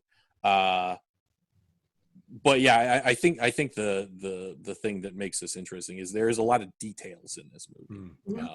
There's no question about that. Obviously we've talked about the cowboy hat, bitch slap, but I appreciate the flagging. I thought that was a nice touch that they put in there. It was a little bit heavy at one point when they like literally explained some of it, but I thought that was definitely a big part of the culture in cruising, was to have those the handkerchiefs in the back pocket. What does this mean? Yeah. What does this mean? You're giving oral sex. You want? And they oral were sex. accurate. Yeah. I looked them up. They were accurate in the film. Yeah. Yeah, I mean, yeah, and so like the tapestry is nice, even though it was exploitative. But yeah, I think it's really just the details and the really just a intricate film, a very intricate film. It was missing some pieces for me personally, but I still even was able to enjoy it for the details of it. And maybe after this conversation. And I think that good movies like this have the ability to have like a good conversation about all the details. I may have missed a bunch of things that may fill in some of those holes for me based on this conversation. I don't think so, but I'll probably watch it again. Yeah, I think that's fair. I do think it's missing some pieces, or there are some elements that are not fully realized, whether it was for production problem issues or just a lack of completely understanding the source material you were dealing with on William Friedkin's part. But I think it is one of those films that it's expertly made. The cast is phenomenal. Yep. The writing is pretty good. And so I think you can watch it multiple times and catch new elements, and you cannot beat the backdrop. Like this almost perpetual nighttime grungy back alley docks setting is really enticing. And as another reviewer in the Village Voice said, or was quoted in the Village Voice as saying, it's also downright sexy. If you're like, even if from a just a human standpoint, it's very there's a lot of sexuality in this film, and it's a part of the movie, but it also is very enticing. And I think that people who are interested in a movie, I think I had a gay friend of mine said to me after seeing Atomic Blonde with Charlize Theron, said, I liked it, but it made me mad when it was over because I realized they'll never make this movie with men. And it's totally true, right? Because we, as a patriarchal society of heterosexual men in control, we're much more accepting of hot women being homosexual on film. And this is one of those rare cases where it is full of homosexual imagery, homosexual iconography, and we don't get that. And there's no way that MGM, Warner Brothers, any of these big studios would put this film in theaters right now. Like, they just will not make this movie right now. And that's a shame, because there's people of color. There's obviously lots of LGBTQIA plus potentially representation. And if we got this from people who actually live that experience, it could be an amazing film that would open a lot of people's eyes and cause changes. But I don't see that happening right now, which is a shame. And so seeing this was sort of like getting hit in the face with, wow, this is what we're missing right now. So if any of that sounds interesting to you, that's who I recommend this to. Yeah. Okay. So you got another little bit before we move on? Well, just as one comment. So I just was like I was just kind of like looking at this film, and I was just thinking about from this film, kind of, and like the community saying this wasn't, representing us in a way that we wanted to be seen, et cetera. And I was just thinking about from 1980 until today, and note that this film came out closer to World War II than it is close to us. Like it's 40 years in between now and then, and there was only 35 years since World War II ended. Just That's the crazy. Concept of that. Yeah, that is pretty trippy. Just the amount of time we're talking about here, just the scope of it. It's a lot of time, and we still don't really have like a romantic comedy with two men. Nope. We have some great films like Brokeback Mountain and some other examples, but it's that Brokeback Mountain is more of a a tragedy, and two men that are married to women, and there's always that question: can we have as gay people is asking the question, can't we have something nice, like like something that's nice, like Will and Grace is? There's a reason. I mean, I think it's well written and well cast, but there's a reason why I think it has such a following. In addition, which is, wow, gay people can have normal lives, and it's not. It doesn't. It's not a future that's doomed for tragedy or going to hell and things. And I think that I think you're absolutely right. We have not gotten. Give us a boy meets boy romantic comedy. Just do it. I know it's probably not going to make like the biggest amount of money because it's not like maybe the biggest market, but just make it. Let's just have it. It's maybe time. It doesn't exist in the movies yet, but I'll plug a novel, a young adult novel that given to me by one of my friends in the LGBTQ community. It's called Red, White, and Royal Blue. It is an adorable romance of the son of a female U.S. president meeting a prince of England and falling madly in love and having a transatlantic secret. And it's adorable, and it's well written and represents, I guess, the feel that you guys are talking about, but between two men in high-ranking roles, in high visibility, and just for what it's worth, for the book people out there listening to a film podcast. And then, we don't talk about books on this podcast. What's wrong with you? and just out there. Just if anybody's interested in that, it came out last year, and it's by Casey McQuiston. That's McQuiston. So give that a check up. I also myself have a lot of friends who are young adult fiction writers, and if you think that young adult fiction means that it's tame, that is a very much incorrect statement. So awesome. That is some good stuff. Okay, so we've talked about Cruisin'. Cruisin' was a highbrow film with highbrow aspirations. This next movie, which was made 2 years after, is certainly a different beast. Okay, it's called Partners. It's one of those movies, if you just look at the poster, you think that it's going to be something that was run on TNT on repeat, and I guess it was. Was it really? Something like that. I saw some reviews where they were talking about seeing it on TV. It may not have been TNT, but you know what I mean. It was played on TV. Now, the cast and crew for this movie is startling. We'll go through it first. So the director is James Burrows, who is still active. Very good director. He has directed a great number of films where both gay rights and also race rights were key. He did several of the episodes of Superior Donuts, which, while I wasn't necessarily interested in the TV series, the play that it's based off of is phenomenal. And he directed a lot of TV sitcoms like Mike and Molly, but probably most known for directing a gajillion episodes of Will and Grace, all the way through the current series that streams. So he's very, very prolific, almost exclusively in TV, but he has done a lot of other things. And we're not just talking about contemporary TV. He directed a ton of episodes of Taxi and Good Time Harry, things like that. So there's a lot of stuff. Created Cheers. Yep. Which, by the way, I love Cheers. Cheers is a great film. Woody Harrelson became my favorite character as a kid and is still my favorite character. thanks to that. And the writer, this is the one that blew me away. I try sometimes and do the research on a film after I watch it, and then if I get a chance, I'll watch it again. Francis Veber is the writer of this, and he also wrote The Birdcage. And that one surprised me because I think that The Birdcage is a very different beast for a film that involves gay characters. But I mean, he also did The French Detective in 1975, Le Cage aux Folles 2. I'm probably butchering that French name, but he's done a lot of stuff, and he's still active as well, primarily writing in French productions. So he's done a lot of stuff, and he is he gay? I believe so, but I did not check that up. But regardless, he has this great quote, by the way, that I found that I love, which is, "I don't live in America, I live in Hollywood," which I thought was a very, very fun quote.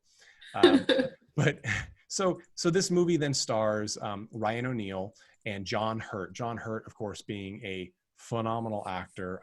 I always think of him as Kane from Aliens, but from Alien, and that it's totally worth it. He also played John Merrick in The Elephant Man. I mean, he was the Elephant Man, and that role, when I first saw that, it blew my mind. That was phenomenal. So I absolutely love John Hurt. Ryan O'Neal, he played sort of the hot guy in a lot of things. I think probably one of his best films is Barry Lyndon. He plays Barry Lyndon in Stanley Kubrick's movie. He's also in Malibu's Most Wanted. Don't know why I threw that in there for you, but there it is. This movie, like we said before, the plot is almost identical to Cruisin', but without any of the subtext and without the ending. This movie is a newspaper man's gay son is murdered, and he starts writing what the police chief calls smear pieces, which sound to me just like accurate pieces, where he says the police force is not looking into it because his son was gay. And turns out that was right, because once he wrote that, they started looking into it. And what the police chief wants him to do is Ryan O'Neal, who is the straight, strong, heterosexual cop, is supposed to be paired with John Hurt, who plays a character named Kerwin, who is a mousy, quiet, not flamboyant gay character. I think that the strength of this movie at the time is that he actually is a intelligent, if not timid man. And they're supposed to play a gay couple and go into, I guess, not hideout as gay couple, but sort of go where the gays go and find this killer, which, again, this film is not on the level of Cruisin' in that I do feel like objectifies gays in a way in many cases. But let's take a listen to this opening where the police chief tells Ryan O'Neal. His name is Kerwin. He works for us downstairs at Records and Identification. Nice guy. He's been singled out, too. Singled out for what? You two are going to handle this case together. I want you to move into their neighborhood. You'll eat at their restaurants, shop at their stores. I want you to live as a gay couple. Is that clear?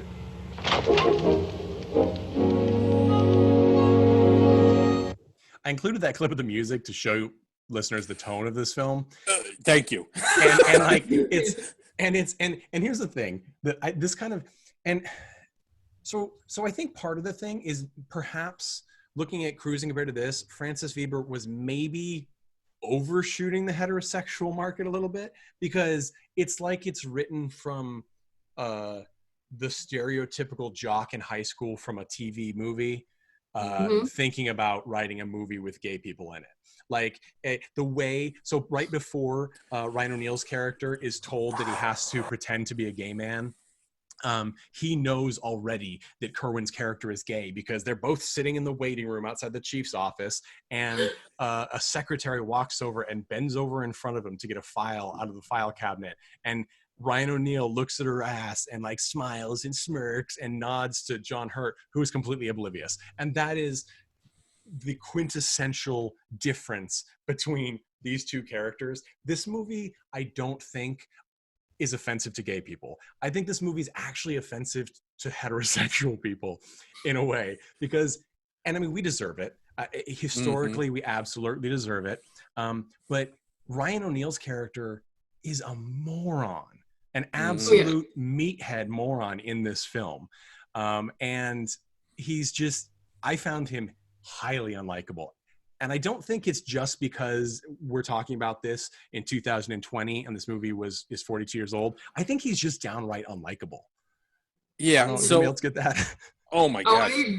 I got so many words about this film, but so first of all, I mean, you could just look at the poster, and this is billed as a comedy, right? And I'm glad you played the music, because very clearly from the music they've set the tone. This is a comedy. You got what is the line on the poster? It's like the funniest, the weirdest, the oddest team cops on the squad, and the funniest cops in America. Yeah. And the tagline is, Benson is a cop who wants to clean up the streets. His partner just wants to redecorate. Yeah. So right. And so I made a comment was, what's the deal with this poster? Did the person who made the poster even watch the movie? No, I don't think they did. It's got John Hurt's character. It's got Ryan O'Neal's character putting a gun to his head, and opposite him is John Hurt's character putting a blow dryer to his hair. Now, this is anyway. Sorry, let's go back to Jeff. I just let you guys start with that. So this is a comedy, and I think that what makes this guy so unlikable is the entire bit.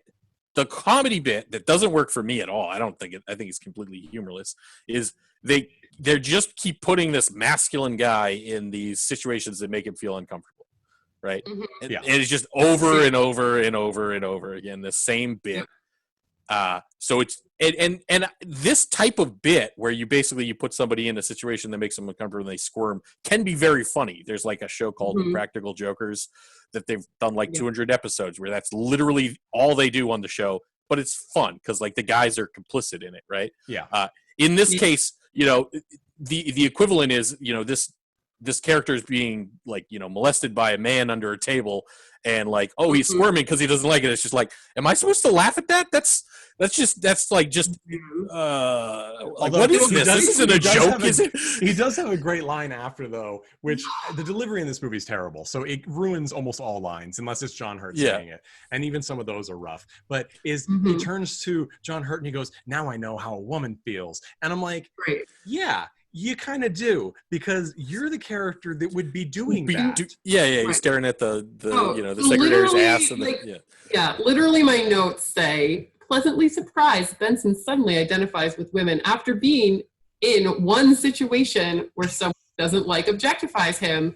And then literally 3 minutes later, I write, and then he just walks in a girl in the shower. Sigh. Yeah, and then a woman says he sees a picture of this woman's brother, and he's like, "Who's this?" And he goes, "That's my brother, but he's taken or something." Yeah. And then he bursts into the bathroom, rips open the shower, and she's topless, of course, because she's in the shower, and says, "You think I'm a fruit or something?"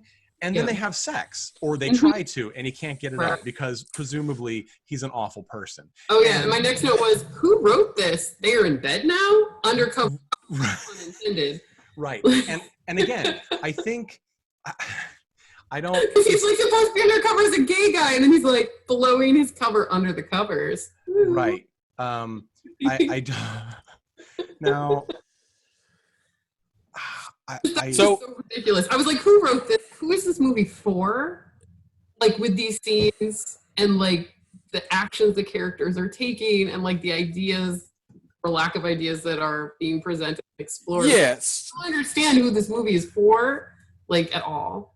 Well, so the first thing that I thought when I first saw the first 30 minutes is that I actually didn't know if they were being extremely sarcastic, or if they just were not they were just completely tone deaf. I was like, oh, are they being super aware about the jokes that they're making? Do they realize when they're kind of being offensive, but it's meant to be that way, so that later on you're like, oh yeah, that's, you know what I mean? There's that realization that, oh yeah, that thing was offensive that they said, but they're in the know of the joke, so it was just pure sarcasm. I was kind of in that for the first 30 minutes, and then I was like, oh no, these people just have no idea. They're they have no kind of concept of the subject matter that they're talking about.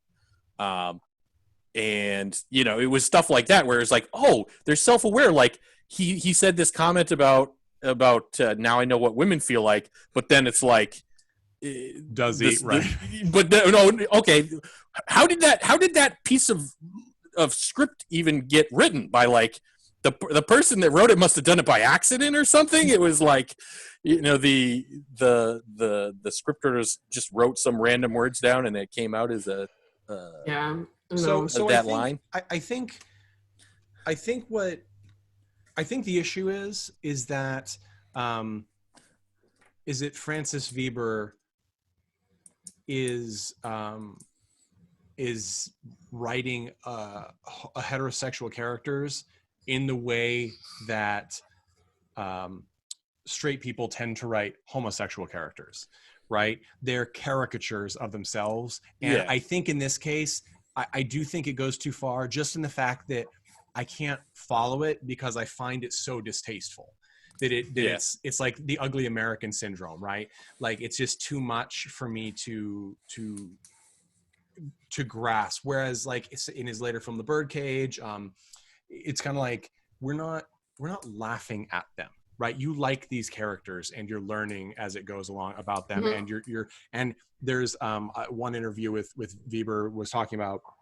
Then he was saying your best films have the power, have a transformational power to sort of bring in people who are bigoted against gay people and make them warm to it and laugh along with it because your heterosexual and homophobic characters in your films end up coming around. And and I think that's a tried and true premise, right? I do think that exposure can mend a lot of wounds and bridge a lot of gaps.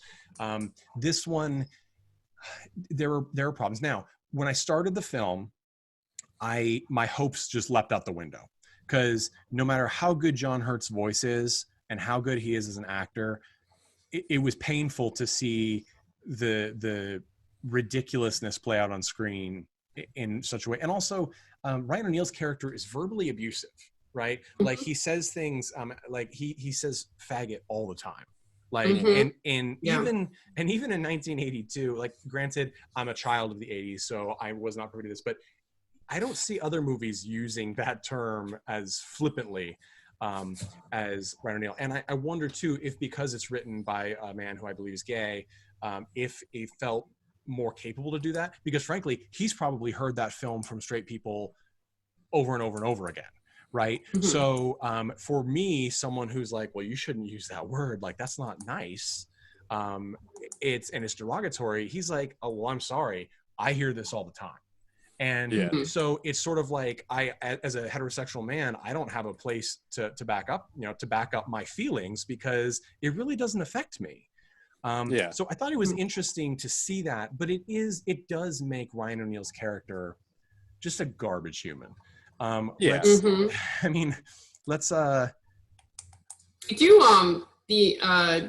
Kerwin does throw it back at in the term faggot when sewing buttons, but he says it's like it was kind of in this adorable like flirty sexy way that he says it, and I didn't know if that was meant to give us like an inner look. I don't know. Like it was right. I don't know what's making fun of gay people and what's for the heterosexual benefit and what's like because Kerwin is the smartest one, right? Like he's the smart one and he's the one you like. But he also has these things that are very stereotypical, right? Like, I mean, he's a great housekeeper and makes great food. Now, those things are not like they may be considered feminine in the old school American ideology, but they're not bad traits.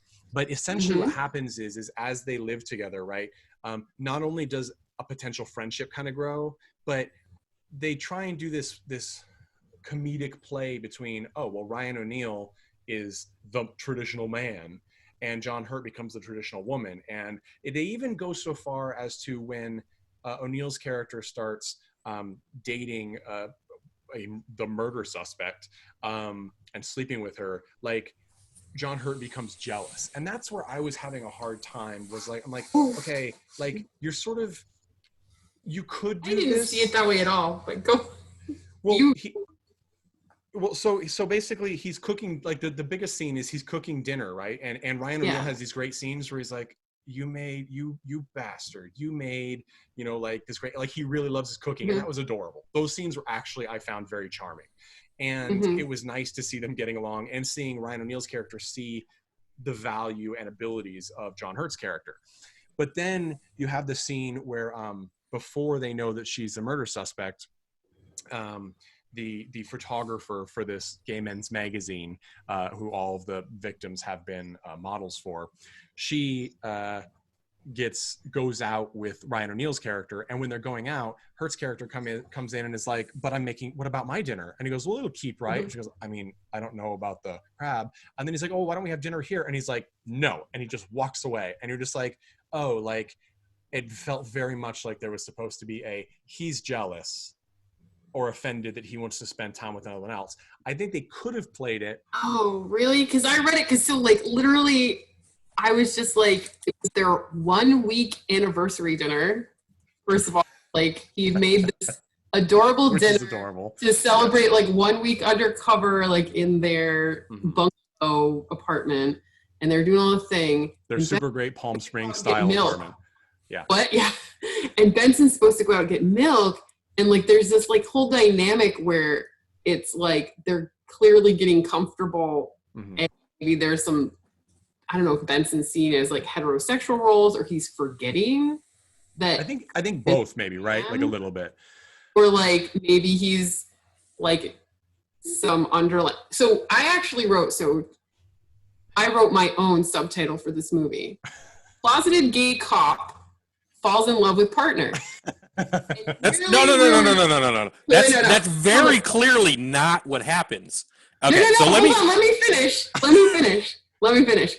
Closeted gay cop falls in love with partner and nearly ruins investigation, while he also finds time to launch a mediocre modeling career and prove himself he's not gay by trying to sleep with women. So this is about Benson, like obviously, like not Kerwin. Kerwin's gay, but like I don't know. I just felt like. Let me just say that I love. If that had been the film, I would have been sold on this. But that's very clearly not the film by this horrific ending. Let me just say that both of you clearly have the let's rewrite this movie for the betterment of the film gene, and I love it. And but it's like I was so mad because Benson's supposed to go out for milk and then come back and have this adorable 1 week surprise, like anniversary dinner, and like sees like the photographers in the lobby, or like she's bringing him walking up the stairs, and literally like Benson like turns around, he's like, I'm bringing her to dinner and I'm gonna fuck her, like right. And let's again what about the milk? Let's again state the confusion of the fact that she's supposed to believe he's gay. Like I don't understand. Like I mean, there was another character that explained that she tried to break up couples in the past. Right, and Al that's what she does. She's bad news. Yeah, she breaks up couples. But like, she didn't have to put any effort in, though. I think that was the confusing part. Is like, you know, he was like instantly like flirting with her and like sure. And I mean, you know, and that character you're talking about is sort of there's actually, so he's the other gay character in the film who has several scenes, and he's the one that we're kind of implied that Kerwin, it could be Kerwin's partner. He's clearly interested in Kerwin, but Kerwin is kind of like And Jeff, you mentioned earlier that that you thought it was like, I'm like, I don't like laughing at like someone being made uncomfortable, like for a valid reason, like Ryan O'Neal's character getting touched on the table. Hold on, because this was interesting to me, is that we have this weird parallel that they don't really handle very well, I don't think, where right after that scene where he gets fondled, Ryan O'Neal's character then I guess you could call it seduces the naked woman. I mean, assaults or seduces, I don't know. And they're lying in bed afterward, and she's like, it's okay, it just happens sometimes. And clearly he wasn't able to get an erection. And then then O'Neal's character is just trying to, basically he says at this party, he's like, Kerwin, stop complaining, go have sex with this guy and find out what happened.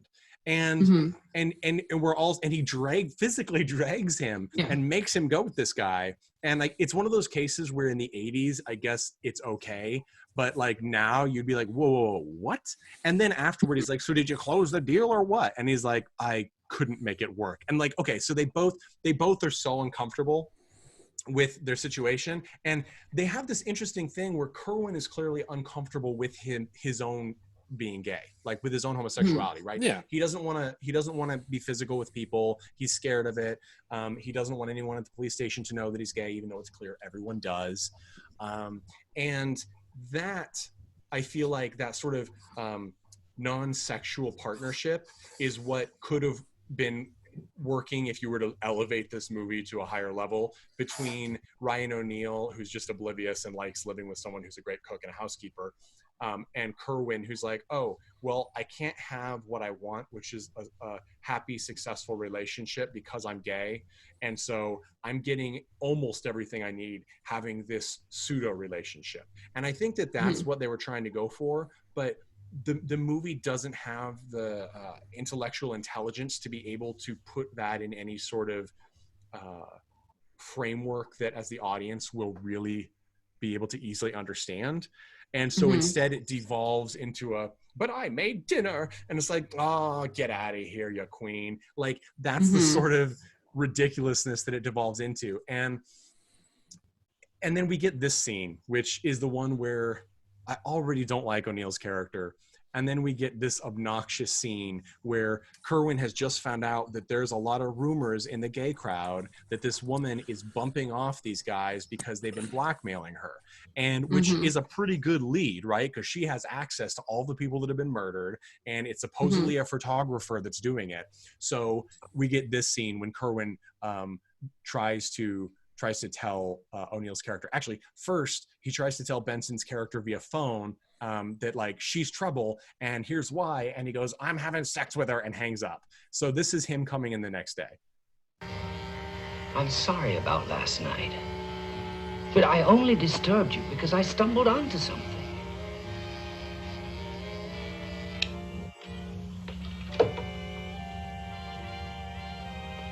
They say that she killed Clyde Thompson.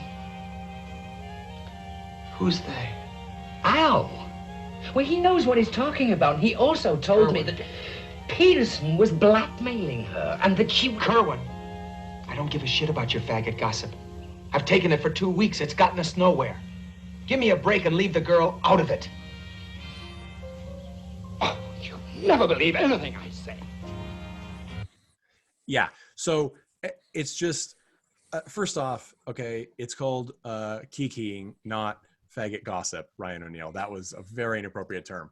But what gets me is this is that point where it's supposed to be the rupture in the relationship, right? The one that's been growing, and all of a sudden it's severed by one of the characters because he's like, I like this woman, I can't have this happen, blah blah blah blah blah. And it's so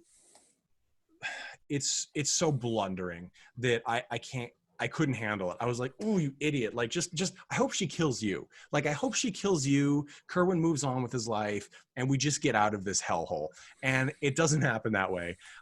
There's two other elements, though, that I chose this clip for. One, that backtrack music. I can't remember the name of the song, but it's playing all the time in Fallout 3, and it runs through my head 24/7. And also, John Hurt's voice is so freaking good. I could listen to him read the phone book. Like, it is so fantastic. And that is like, that's why he does so well on stage and screen. And it's very strange to see him. This is actually considered by most his career blunder. And there's a couple of reasons that I don't necessarily think that's fair. But what were your guys' take at this point in the movie? Like, I mean, we clearly know now, we didn't have all the information, but we know that she's bad news. And what were we supposed to do with that? I'm like, I just imagine being in the theater, staring at the screen or the drive and being like, do I need to watch the rest of this?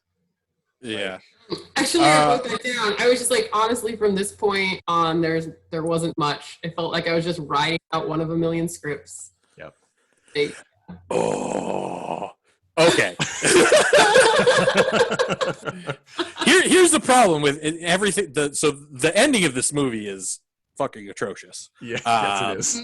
I mean, truly horrific. On a technical level as well, I felt. But yeah, everything. Okay. Oh my God. So what I was thinking at this point is, I'm certain I've wasted this entire time on this film, and I'm not going to get this time back. That was what I was thinking, because when I first started watching this film, here's where I was. I was like, okay, this is a buddy cop film. I get it, right? Like it's what's on the poster, the poster board. Sorry, the words, and then it even starts off like, I can deal with like, uninspired characters that are from the 80s that, just are, very ignorant and hateful. Fine. It's from the 80s. I can deal with that. But, the premise of a buddy cop film, there's a couple things that are happening. One, you have tension between the characters. You got it. You got this, a homophobic character and a gay character, and they're put into this thing together, right? So there's that tension between the characters that breeds like conflict. And really that conflict was coming from one direction, which made that one character very, very unlikable. That's a good and the other person was just, very likable. So usually there's, a little bit more back and forth. There was no action in this film. Almost every buddy cop film has action. You balance the comedy with action. It works because tonally action and comedy just they're not like at odds. Drama and comedy are at odds, and that's what this film kind of was trying to do. Tell that to Judd Apatow. No, I mean it. Tell that to Judd Apatow. I mean, but he maybe does it with a little bit more of a deft hand. But we love you, Judd. I understand what you're saying, but you know what I mean. Like, it's very difficult to do those two things because they're just tonally very antithetical. You end up with like a scene that's very like serious, and then like the next scene, this man's taking off his clothes in like I don't even remember what he was, but then he has to get an erection for the photographer, and that's supposed to be fun. It creates this very strange like what am I watching? Like, am I supposed to be like having a good time, or am I supposed to be like uncomfortable because this is like a drama and like I'm supposed to be feeling things? It becomes confusing to your what you're overall trying to get into the film and like feel the feels that they're given to you. Okay, so then we have these two cops. One of them's not a cop. Why is one of them a records clerk? They had to like make this really like almost sitcom maddening premise for this film where this like records clerk, it has to go undercover. Like, that would never happen. It's like absurd, but I guess like the idea is you can't have a gay character be a cop. Like, it wouldn't make sense or something. Like, it was too inconceivable. As Mark Twain said, humor is tragedy plus time, and this movie, in this film, time has no meaning. So it's just tragedy played as humor in these little moments and microaggressions throughout the entire film. And and then it gets to the end where there's supposed to be a twist. But to be honest, I'm going to be completely honest, I didn't even understand the twist. I didn't understand who this other party was coming in. So that you think it's the photographer, but it turns out she killed one guy because he was blackmailing her because he knew something about another guy and photos, and that guy shows up and kills her, and then he's like, I killed the others and I'll kill you because blah blah blah, because I have a rough voice, and that's what we know about the killer. And then and that's it. And you're just like, it's a new character. It's essentially like, Bob was the murderer. Oh, okay. Who's Bob? He's the interesting. Man. Yeah. No, it's a ridiculous thing. And there's the scene that I abhorred probably more than any other, which is the bad guy, the man has O'Neill in his gun sights, and he's like, I'm going to shoot you. And Kerwin is outside in a tree with a handgun, and he's having trouble holding and firing the gun because he drops it. Because I guess as a homosexual, his wrists are at this point so limp that they're just flailing around like one of those balloon arms men. Like it's ridiculous. Like he's a police officer. He could fire a gun. John Hurt can fire a gun. This character. Well, I mean, but like he was a records. Like, did he even have any gun training? And like, not to say like if you didn't get gun training, you still don't flail and like drop a gun into the sand. Mean, I would assume so. Here's the thing. If you'd asked me like 6 months ago, I'd have said, of course, police officers have at one point handled a gun. Maybe he's not super comfortable with it. But these days, with Black Lives Matter and hearing how much training and reasonable abilities police officers have across the board, I'm not saying this to everyone, but no, I no longer have faith that he knew how to use a gun. And I can't, like, I mean, you know. Yeah, and so, but that guy okay, wasn't black. That so wasn't of course even. He can't shoot him. That is not the worst part of the film, though. I feel very strongly about this. Okay, so after he fumbles the gun, this trained police officer gives away his position. He like looks at him and like he's like are you gonna shoot? And like gets the gunman, like this new character, to turn around and shoot Kerwin while Kerwin finally like is able to shoot back. It is 100% Benson, Ryan O'Neal's character's mistake that gets Kerwin shot. That is correct. Absolutely. Okay, and then so Kerwin's shot on the beach, and Benson kind of jogs out until he can see him, and then like pauses, and then has this like very slow, like not panicked, or there's no like agency there, like, oh, I need to save my partner that shot. He just like kind of slowly walks up and kneels next to him, and then begins my most hated moment of this entire film, because this is a trope that's used a lot, and this is by far the worst version of this in any film. I haven't seen all the films, but this is the worst version of this in any film. I'm putting it out there. This is the worst version of this. So he leans down and then gives this like patronizing speech about wanting to move in with Kerwin, and like, oh, you're gonna cook for me and clean up my apartment, and we're gonna be great together. I'm paraphrasing, but that's basically what he says. Mm-hmm. And then a bunch of other cops show up. He didn't like get there and like, make sure like he's like calling for help or like making sure that an ambulance is coming or any of that stuff. His way of saving him, this character, is leaning down and telling him that like he I don't know, wants to move in with him essentially. My gift to you is letting you live with my heterosexual perfectness. Yeah, and take care of me and shit. Right. And so this is just mind-boggling. Like what is happening here? Like what is this? Like, oh, is he actually gay? Is this like a thing that's happening? Like what's happening? This is crazy. I don't get it. Anyways, how could Kerwin not? The scene ends essentially, and then the police chief walks up to Benson, at which point he's like, essentially said, you saved his life. He wasn't going to make it unless you told him that you were going to live with him, because then he held on. This, the trope of like, oh, love saves the day, like it saves a character that modern medicine couldn't possibly. And then they walk off. They're starting to like walk off, and they're talking, and the chief is like, Kerwin was talking about like can't wait to like move in with you or whatever. And Benson stops dead in his tracks. He's like, oh shit, like, like what have I done type thing. And it's just like, the only thing, see, I have a different impression. It was beautiful and perfect, and the only thing that would have made it better is if the next scene was cut to a judge banging the gavel and going, in my opinion, you must honor the dead man's wish and move in with Kerwin. Bang, bang, bang. And then we start a new like crappy sitcom premise. So we've talked a lot of shit about this movie, and there's good reason. But I will say there's a couple of things. First off, full frontal male nudity was in this film. Mm-hmm. And I was totally blown away that this buddy cop movie from the 80s that is otherwise written like it's sort of for like families, like it's a weird, it's not very hard edge or anything. I mean, it's not 48 Hours, right? Like, it doesn't have that weird racial charge that Nick Nolte and Eddie Murphy did. It's just, it wants to be, I think, maybe, but it's not that kind of movie.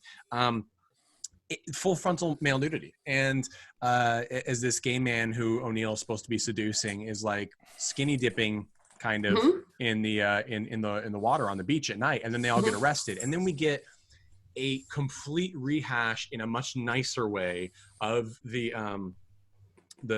film, the scene from Cruisin' where the potential suspect is being abused by the cops. We get this scene where Kerwin and O'Neill are still undercover and being put into a cell with the man, and the cop rips the blanket off him, and he's naked, and he forces them all into the cell, and they're all laughing at him, and this is what happens.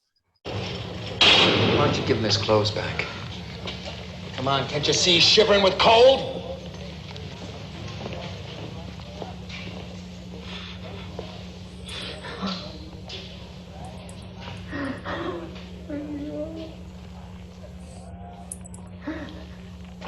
It's much more impactful in audio, which is why I did that, to hear him crying and he tucks into Kerwin's chest and Kerwin's comforting him, than it is to actually see the film, because the film just does not have the gravitas to give something like this the appropriate power. Because O'Neill is like, he's like, like before he has to, bring the dog that's been hit by a car to the vet to be put down, he's just like it's supposed to be, and it is his sort of like, I'm feeling for this guy, but it's pity. It's not respect. It's not understanding. It's pity. And it doesn't really work that way, because it still gives, I guess my whole problem with the premise is that O'Neill seems to always have the power of being the one in charge. Now, that is societally accurate, most likely, especially at this time. But it leaves a bad taste in your mouth. And so I went through and I tried to find contemporary reviews of this movie, and they were not good. They didn't like this movie. But some of the personal reviews from people who watched it were anecdotally kind of positive. They were like, it was nice to be a young gay man, a couple of kids as a kid, and see a movie that had a gay person that was not played just for jokes. Like, he wasn't, because he's not really the comedy part, right? He's actually the straight man, right? Yeah. And also it wasn't about this being obviously a few years after it came out being the thing, but he's like, and it wasn't about AIDS, in that this character was not a feature of pity because he got AIDS because he did something wrong, which was anal sex. Like, no, he's like, and so I think that, and actually Siskel and Ebert did a sort of a overview of films that sort of brought about gay culture and visibility to LGBTQIA stuff, plus in film and television. And this was actually one of the films that they featured in it. And so I think that the sheer act of representation, as well as the fact that John Hurt, who even at this point was a fantastic and much beloved actor, playing a character that is gay and he's smart and he's in pain, right? Like, he looks like he's in pain almost the whole movie. He's hiding all the time. Like, he's not comfortable, and he sort of looks like a potential victim all the time, which makes it uncomfortable. But also, I mean, we can infer, at least at this point in our social consciousness, the reason for that. Like, I feel like he knew, like Hurt knew, like, well, that's what this character is. He's been hiding his whole life, and he works at a place where he stays out of everyone's way and hopes that they don't realize he's gay, right? Like, that's a tough way to live, I can only imagine.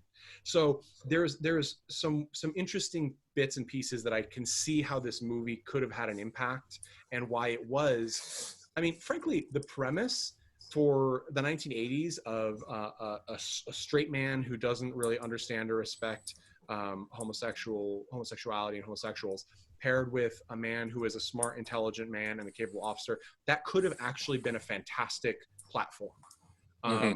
And much in the way you could argue 48 Hours was, right? Like Nick Nolte is not a nice guy, but he's white and he's a cop who's jaded, and Eddie Murphy is kind of a two-bit crook, and they end up having this weird forced friendship and respect for each other is sort of the idea, you could argue. And so in this movie, you really could have had that, and it's very by the numbers, and as we've discussed in the intro, but I think it's more so a relic of a almost there moment that falls back on too many tropes to actually have, for me, had much power that way. I will say the middle of the film is much more tolerable than the beginning and the end, because that's when O'Neill's sort of homophobic tendencies take a backseat to his understanding and liking O'Neill.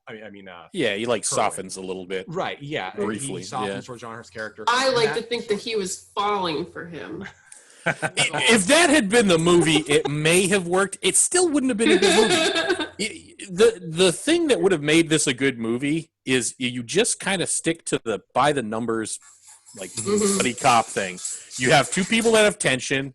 They're kind of forced to bond, and they become close, and even kind of like protect each other at the end. Yeah, like not like give away the location of the other person.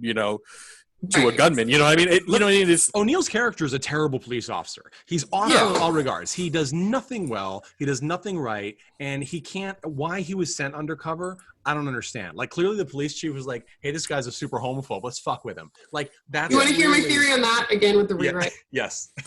Okay, so I was just like, you're taking my thunder away here. This is my thing on the show. Mandy, I'm gonna have you back. I'm gonna have you back in 2 weeks. Jeff, you can take. Can you see where he got it from, though? Can you see where he got it from, though? Older sister, older sibling. All right. So anyway, God. Right. So listen. Kudos to the police chief. I wonder if he was reading that Benson was gay and trying to set the two of them up the whole time. Not all likely.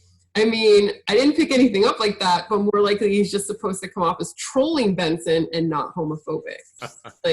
But I was just like, I could totally see the trolling bit. Like the chief is troll. Like, look at this like extremely closeted like gay cop. Like there's this guy that works in records, and like they would just be this perfect balance for each other. I'm gonna send them undercover. He. I would have loved to see the scene where he first tells Kerwin the job, and he's like, "Listen, okay, we all know Benson's super gay, okay, but he's not willing to accept himself. So I need you to handle this, okay? I need you to keep him away from women because he's gonna try and swing back and prove that he's straight to make Daddy happy. It's not gonna work." That would have been that could have been the twist. It would have been brilliant.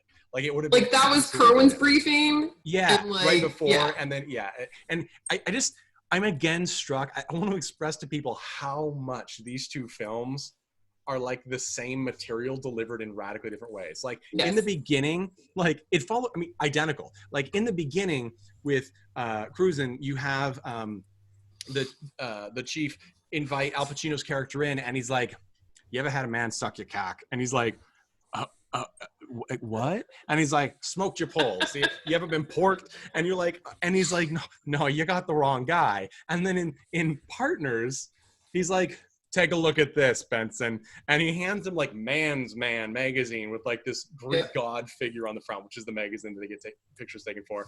And he's like, "What's that do for you?" He's like, "Not my type," And you're like, but it's the same exact premise. Like, let me check if you're gay first. Like, why? What's the what in either of those cases? What would have been different if he'd said like, "Absolutely, like I totally love it, like every day." Like, what would have changed in that at all?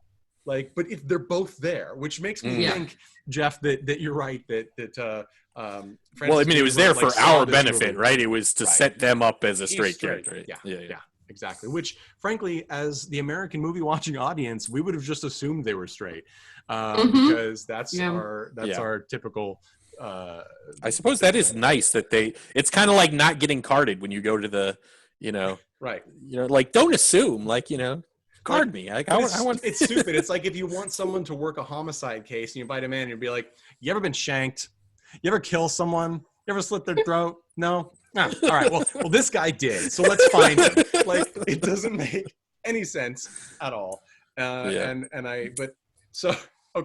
we've railed on this film. Like I said, I actually think, in a way, like the film, which we'll talk about in a future episode, My Mom's a Werewolf, things like that. These weird 80s comedies that are forgotten because there's so many 80s comedies that we remember. In fact, I'd hazard to say we remember more 80s comedies than any other era comedies. It's when we as a culture in America really solidified what we think is funny, I guess. There are these weird misses, and I think they're worth seeing. Like, this is my take from this. If you want to see a relic of early gay representation in film, and you're a John Hurt fan, okay, or if you like The Birdcage and you want to see something that is weirdly similar in some ways, but so radically different because it's from the same writer, watch Partners. It's weird. It's not, I mean, there was no point where I was like, if I have to watch the next scene, I'm going to dig out my eyeballs. Like, there wasn't that. But it's not a good movie. So you have to go in understanding that. Otherwise, you will be radically disappointed. Jeff, what do you think? Ask me. Who would you recommend this film to and why? Don't watch the film. I watched it for you, and now you don't have to do it. Like, honestly, like, Kerwin's character is very good, and John Hurt, like, knocks it out of the park. But that's it. That's, like, the only thing that's of value in this film. Everything else, like, every other decision in this film was wrong. Every single one.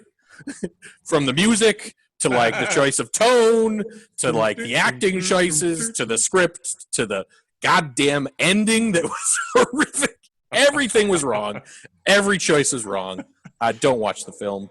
You don't need it. I didn't expect you to pick this hill to die on, but okay, well, go for it. Mandy, who would you recommend this film to and why? Oh man, I'll just take it a step further from what Jeff said. And I would recommend that people watch our rewrite that Jeff and I will put out in a couple years, like possibly, Partners 2. Yeah, right. Yeah, Partners 2 on Kickstarter now. Like, yep, let's go. Let's crowdfund this. Yeah. Ryan O'Neal's not doing anything. Yeah, but this actually was pretty garbage. It made me really mad as a woman, as an LGBTQ ally. Like, it was hard to watch. I really was hoping for anything positive to happen towards the end, and it didn't. Yeah. I want to make a note also. Every single woman in this film either had a close-up of their ass or they showed their tits. Every single woman, like, including extras, and also, I think. And I'm going to be honest, not sexy at it. Like, there's no sex appeal in this film whatsoever. Like, just nope, nothing at all. Nothing at all. The topless scene for the woman is so completely shocking because it's such a disturbing scene to watch this 6 foot tall, 4 foot wide white guy rip open a woman's shower and be like, I'm not gay. Like, that's the prelude to a murder, not a romance. Okay. Right. So like it was very off-putting. It was very off-putting. I actually, thinking about it, Mandy, I actually recommend people watch this film just to write fan fiction because you inspired me. I think the fan fiction for Partners is going to be, it's through the roof. Jeez, I've been doing this for weeks. Jeff, timeout. You have to be in a timeout. All right. I'm getting some sibling rivalry like brewing up. Exactly. Thank you. All right, we're gonna wrap this up. That's been our episode for Pride Month. Again, head over to coltonclassicpodcast.com. Please follow us, like all our material. If you have any suggestions on either films or, hey, maybe you want to be a guest, please email us at coltonclassicpodcast@gmail.com. I'm Nate Wyckoff. With me has been Jeff Tucker and Mandy Longley. I'm going to have the Chud play us out.